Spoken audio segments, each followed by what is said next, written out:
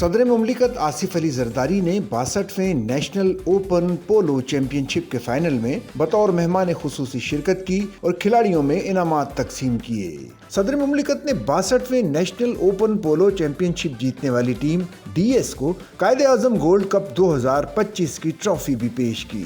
اس موقع پر سابق وزیر اعظم راجہ پرویز اشرف، گورنر پنجاب سردار سلیم حیدر خان، بینک الفلاح کے سی ای او عاطف باجوہ اور لاہور پولو کلب کے سینئر عہدیداران بھی موجود تھے۔ 62ویں اوپن پولو چیمپئن شپ کے فائنل میں مختلف مکتبہ ہائے زندگی کے لوگوں نے بڑی تعداد میں شرکت کی۔ فائنل کے اختتام پر صدر مملکت آصف علی زرداری نے دیگر کیٹیگریز میں بھی ایوارڈز تقسیم کیے۔